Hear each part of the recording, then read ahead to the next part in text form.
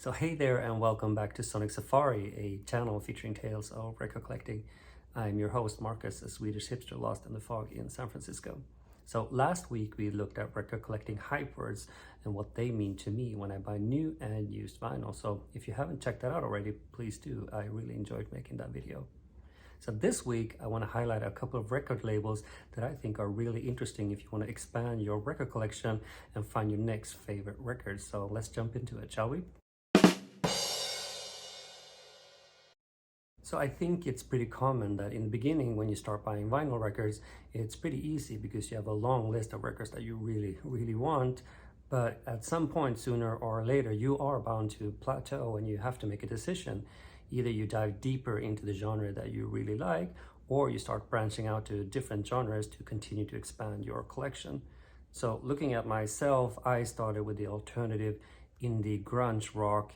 And even if I dabbled a bit in soul, reggae, and electronica, found really jazz to be the way to expand my collection, and now it's almost half of it.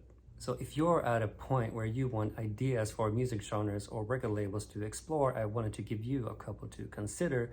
And first of all is Barely Breaking Even, which by the way is an amazing name for a record label if you ask me. It was founded by two DJs, Peter Adarquah and Ben Jolly, in 1996. The label started out as a club night in London, so the music is obviously inspired by dance music, but they now have more than 500 titles ranging from disco, funk, jazz, and house. So that's what I really love about this record label, is that musically they're a bit all over the place, but at its core, always with a great sense of quality. And I think a great starting point is this compilation right here, Strange Games and Things from 1997. It's a celebration of the London rare groove scene, and at its core, really about getting people out on the dance floor. I don't know a single artist on this compilation, but that's kind of the point, and I'd love to put it on a Friday or Saturday afternoon to get the party started.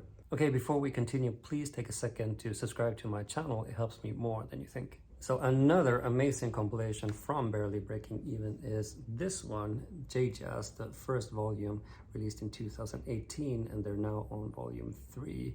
And the premise is pretty similar. It compiles rare tracks from a period of time between the 1960s and the 1980s when the Japanese jazz scene really exploded. And none of the tracks on these has ever been officially released outside of Japan. So this is really a great way to discover something new.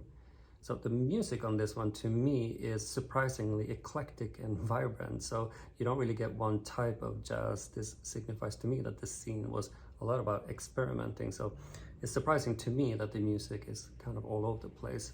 So really love this one. It's worth checking it out. So Barely Breaking Even is one newsletter that I would really suggest that you follow if you don't do already, because there's tons of great music to discover. Okay, so let's move on to Mr. Bongo. The label was founded in 1986 by David Buttle, the original Mr. Bongo, in Brighton in the UK. Initially, they were specialized in hip-hop and later also Latin and Brazilian music, which is still a core to their offering, which now also offers jazz. A great thing for us living in the US is that they now operate a US online store, which makes shipping so much better. Browsing through the records in their online store makes my mouth water, and it's full of obscure records that I haven't heard of, all with amazing covers. And that is also why I love the Mr. Bongo's Record Club compilation, which is now on volume 4, and this right here is volume 1. And it's an amazing way to dive more into Afrobeat, Brazilian dub, funk, and jazz. Or if you're like me, that you don't really listen to that type of music that often, but you feel like it every now and then, well, this is your perfect option. The music is all over the place, and that's exactly why I love it so much. Mr. Bongo is also a must newsletter to follow. It's a highlight every Friday when it comes out, and I have discovered a lot of great music via this one. So next up we have Strata East, that was founded in 1971 by Charles Tolliver and Stanley Cowell, in part as a reaction to the dwindling success of jazz, as well as struggling with releasing their own music. They were inspired by the 60s Black Power movement in the United States, especially one group of artists in Detroit under the name Strata, which is why they decided to name it Strata East, as they were operating from New York. So the very first release on Strata East was this record, Music Inc., which is a fantastic record and also an amazing cover. It's a funky and groovy big band style, so really worth checking out. It was originally released in 1970. So if we say that Blue Note maybe represent more traditional jazz, bop, bebop, Strata East really represents spiritual and Afro jazz. And maybe you're like me, that you don't listen to that type of music that much, but then this compilation, which is a collaboration with Soul Jazz record, Soul Jazz Loves Strata East from 1994, is an amazing start. This compilation features known artists such as Gil Scott-Heron, Clifford Jordan, and Pharoah Sanders. And I would also recommend this if you don't like traditional jazz but still want to listen to something different. This one is a great start. Okay, so let's talk about Three Blind Mice, a Japanese record label founded in June 1970 to showcase the local emerging jazz performers. It produced more than 130 albums and are also known for their audiophile quality. A great starting point is the compilation The Famous Sound of Three Blind Mice, which was originally compiled in 1998 by the producer Takeshi Fuji, who ran the label, as a reaction to the success of the label. So I have this one, the Impex reissue from 2018, and it's absolutely gorgeous. And what I find interesting about the music on this one is that it doesn't really feel like a unified scene from a sound point of view. It's more of a platform where artists were experimenting and doing a lot of different things. So on this record, you have more traditional bebop jazz, but also freer versions. So it's really music from all over the place, but fantastic records. And yes, the sound quality is absolutely fantastic.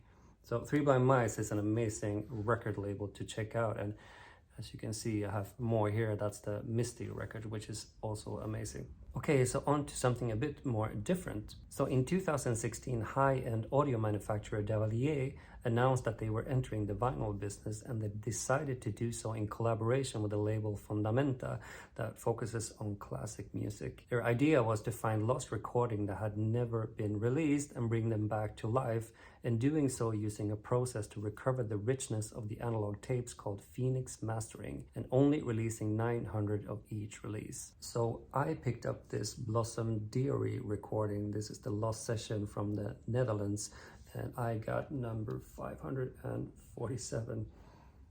And everything about this release really screams quality. The jacket is phenomenal. The vinyl and the sound are really, really high quality. I do think that they missed out a bit because all the jackets have this same blue design.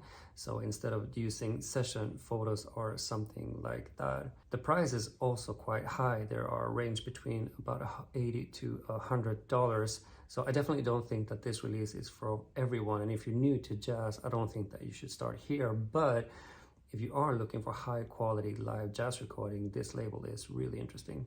So last but not least, I want to touch upon 12 on 12 that defines themselves as living at the intersection of music, fashion, art, and pop culture. So what they do is to invite notable figures in culture to curate and design limited edition vinyl records of 12 songs. They have released hip hop and electronic music, and I picked up Long Live Jazz from producer Swizz Beatz. So this is really a celebration of jazz, and I think it works because they're not only including standards from artists like Miles Davis and Kenny Dorham, they're also mixing it up with more modern and new artists, and there's even a version of The Weeknd's Call Out My Name on here. At the same time, sonically, it feels really unified, so I think they made a really amazing work with the mastering. So everything about this is really high quality. The jacket is amazing, the photography used, the vinyl is flat, and the sound is really good. So they've even hand numbered it on the back there. So maybe not a record label for everyone, but I think it could be worth keeping an eye on for their future releases. Okay, so that's it, and I hope that that gave you some good ideas for things to explore moving forward. And of course, I would love to hear from you guys. What are the record labels that you keep an eye out to expand your record collections? Okay, so that's it for today's episode. Please like, subscribe, and all that good stuff. On the next episode, I'm giving you a tour of my record collection and my setup. Until then, tack goja.